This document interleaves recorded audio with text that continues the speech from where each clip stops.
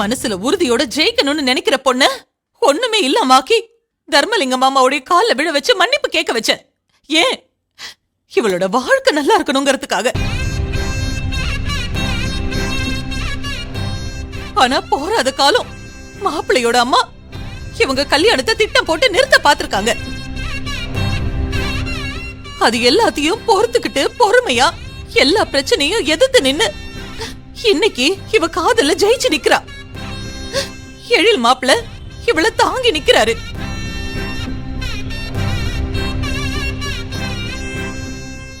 என்ன பொல்லாத காசு பணம்னு எல்லாத்தையும் தூக்கி போட்டுட்டு கையலுக்காக அவ கூடவே நிக்கிறாரு. இதுதாண்டா காதல்.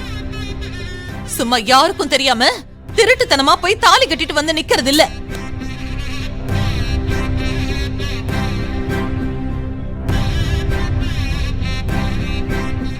கையில் இந்த குடும்பத்துக்காக செஞ்ச தியாகத்துல 100% பங்காவது நீ செஞ்சிருக்கியா? நீ இல்ல, இந்த குடும்பத்துல யாருமே இவளோட தியாகத்துக்கு ஈடாக முடியாது.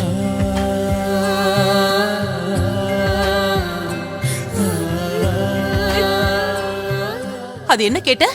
எப்ப பார்த்தாலும் தேவி தேவின்னு அவளை பத்தி யோசிச்சுட்டு இருக்கீங்களேன்னு கேட்டல. அவ யாருடா? உன் கூட பிறந்தவ.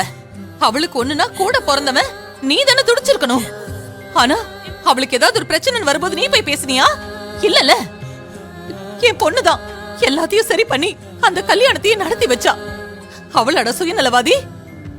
அப்படி அவ சுயநலவாதியா இருந்திருந்தா எழில் மாப்பிள்ள சொன்னப்பவே அவ கல்யாணம் பண்ணிக்கிட்டு போயிருப்பா. ஆனா அவ நம்ம எல்லாரையும் பத்தி யோசிச்சா. கயல், கேட்டியா கயல்? உனக்கு நான் அப்பவே சொன்னல, கூட பிறந்தவங்களுக்கு எல்லாம் அவங்களுக்குன்னு ஒரு வாழ்க்கை வரும்போது உன்னை பத்தி யோசிக்க மாட்டாங்கன்னு சொன்னல. இப்ப தெரியுதானா ஏன் சொன்னேன்னு? கூட பிறந்தவங்களுக்கு ஒண்ணுன்னா அப்படியே துடிச்சிருவியே. இப்ப பாரு, உனக்கு சுயநலவாதின்னு பட்டம் கொடுத்திருக்கான்.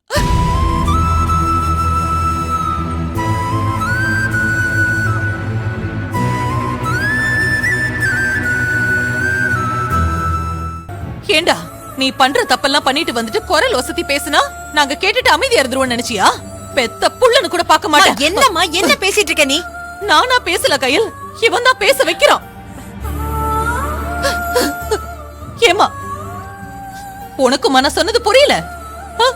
இன்னைக்கு காலையில கூட நான் உங்ககிட்ட அவ்வளவு சொன்னனே, உங்க அம்மாவுக்கு என் பிள்ளைக்கு உன்னை கட்டி வைக்க விருப்பம்ல, கொஞ்சம் பார்த்து இரு, தள்ளி இரு, பிரச்சனை வேண்டான்னு சொன்னலமா.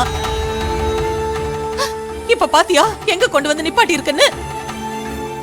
இதுக்கப்புறம் உங்க அம்மா கிட்டயும் அண்ணன் கிட்டயும் தேவியை ஏத்துக்கோங்கன்னு போய் சொல்ல முடியுமா? அப்படி சொன்னாதான் உங்க 2 பேரையும் அவங்க சும்மா விட்டுருவாங்களா?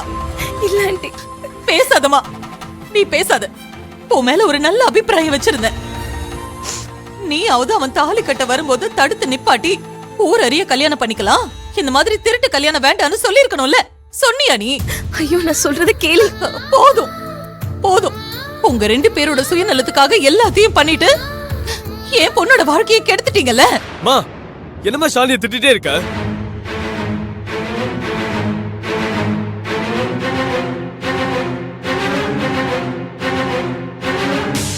இந்த வீட்டுல நாங்க இருக்க கூடாதுன்னு நினைக்கிறியா? போயிட்டுமா. வேண்டாம் அன்பு, சொன்னா கேளு. அன்பு, பின்னென்ன?